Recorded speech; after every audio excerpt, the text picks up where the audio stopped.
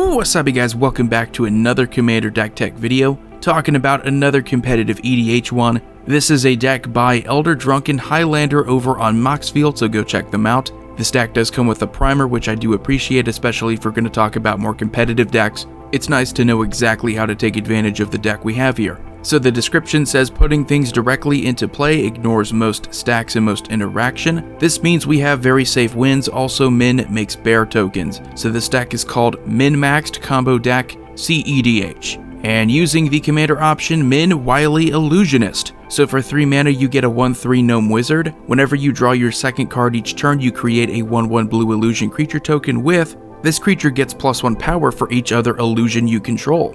Whenever an illusion you control dies, you may put a permanent card with mana value less than or equal to that creature's power from your hand onto the battlefield. This is super unusual to have in blue because blue doesn't really do aristocrats well. It hardly does tokens well, but to benefit off of drawing cards by giving you a board presence I think is brilliant. They're still going to be low toughness, but at least you have a benefit off of them when they die, so you get to cheat some permanents into play from your hand. Going over the Planeswalkers here, we're going to be taking advantage of wheel effects. Narset Parter avails each opponent can't draw more than 1 card each turn, so if you have a Windfall or a Time Twister, you're going to hurt your opponents.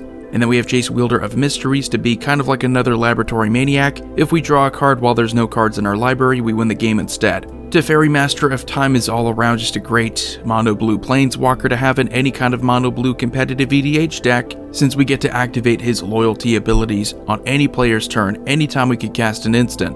And we have 9 creatures here. We have Drowned Rusalka, so we can pay a blue and sacrifice a creature to discard a card and then draw a card. So it kind of feeds into our commander's ability. If we happen to draw our second card, we will get a token. We get to sacrifice a token. That will trigger Minn so that we can put something else into play. Pretty cool. Jace's Phantasm, just another 1 mana illusion. Gets +4/+4 as long as an opponent has 10 or more cards in their graveyard. We have Phantasmal Bear, another 1 mana illusion, just a 2/2, a Ghostly Pilferer. Whenever it becomes untapped, we get to pay 2 mana, and if we do, draw a card. Whenever an opponent casts a spell from anywhere other than their hand, you draw a card. And we can discard a card so that it can't be blocked this turn. So all around, pretty good card advantage card. We have a couple ways that we can continue drawing cards.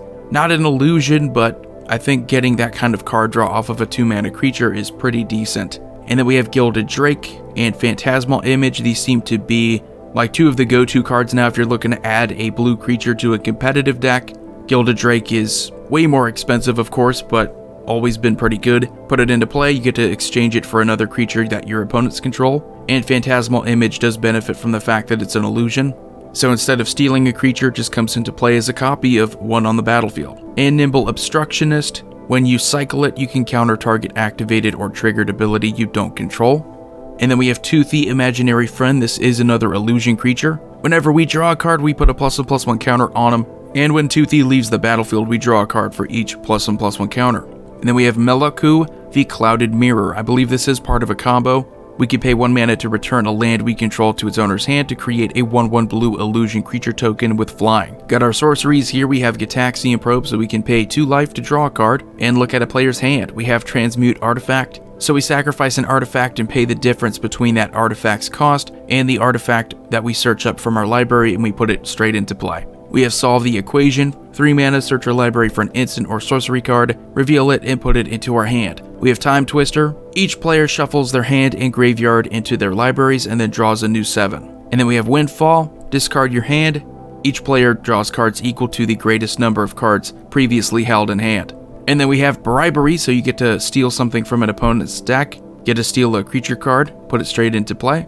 And then we have our instants here. We have Abjure for 1 mana, sacrifice a blue permanent to counter target spell. Really good when that's actually what we want to do. We want to sacrifice those illusions. We have Brainstorm to easily draw our second card on our opponent's turn.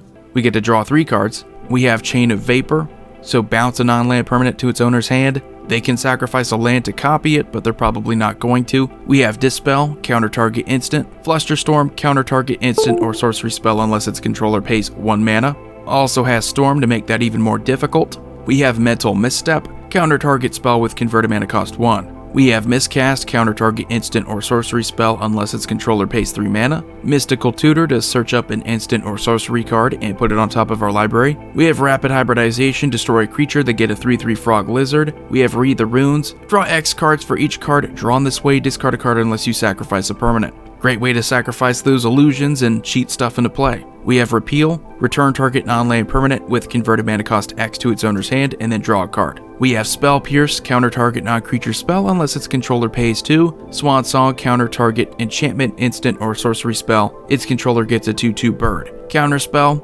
Cyclonic Rift, overload it, bounce every non-land permanent our opponents control back to their hand. Daze, we can return an island we control to our hand rather than pay its mana cost. Counter target spell unless its controller pays 1 mana. Mana Drain, counter a spell, we get that mana at the beginning of our next main phase.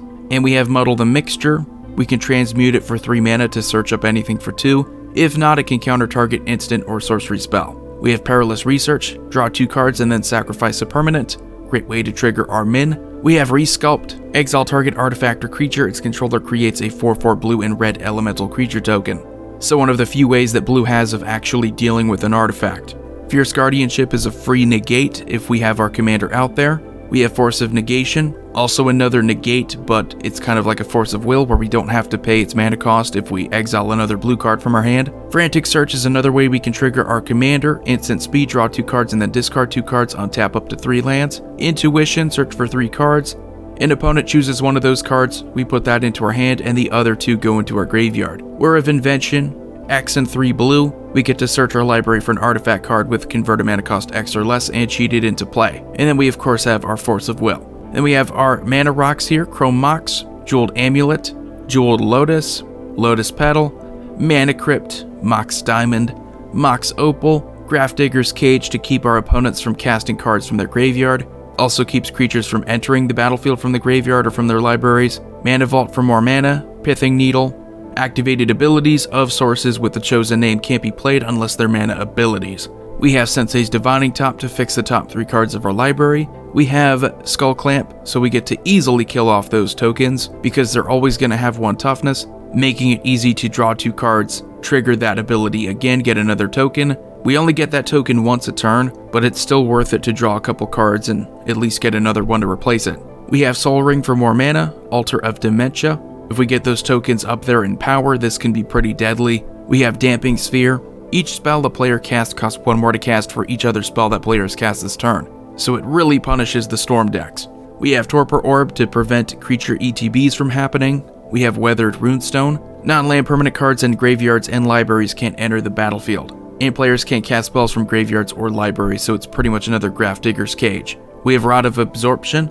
Whenever a player casts an instant or sorcery spell, you exile it instead of putting it into a graveyard as it resolves. You can pay X mana and tap it to sacrifice Rod of Absorption. You may cast any number of spells from among exiled cards with it, with total mana value X or less without paying their mana costs. And then we have Mirror of Fate, so you can tap it to sacrifice it, choose up to 7 face-up exiled cards you own, exile all the cards from your library, then put the chosen cards on top of your library.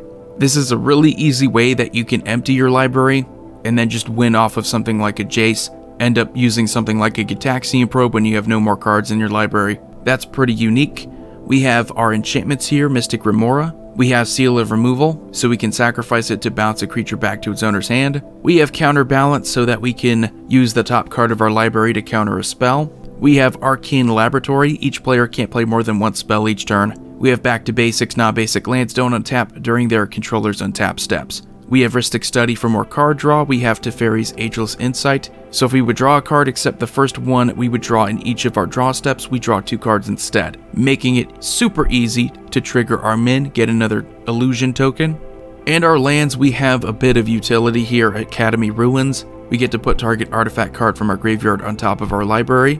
Ancient Tomb, get double the mana. Cephalid Coliseum, we can sacrifice it, target player draws 3 cards and then discards 3 cards from their hand. We have Gemstone Caverns for quick mana. We have High Market. Sacrifice a creature, we gain a life. Inventor's Fair, so we get to tutor up an artifact.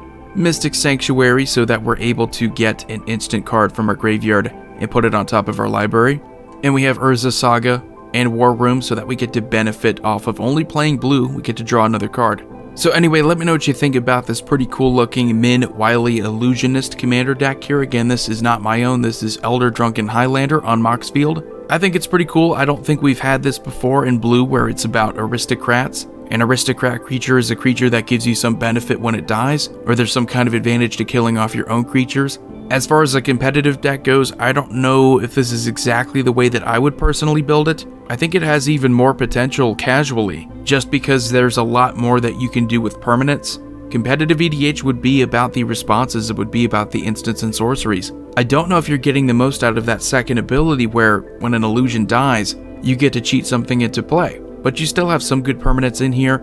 I mean, these right here, the 3 Planeswalkers, those are pretty good permanents that you can cheat into play. Narset is always a pain to deal with ever since we lost Hull Breacher. Any kind of Time Twister, any kind of Windfall, and your opponents are pretty much locked out of the game, for a little bit at least. So let me know what you think about the deck in the comment section below. You all have a good day. Void here signing off. I will see you next time.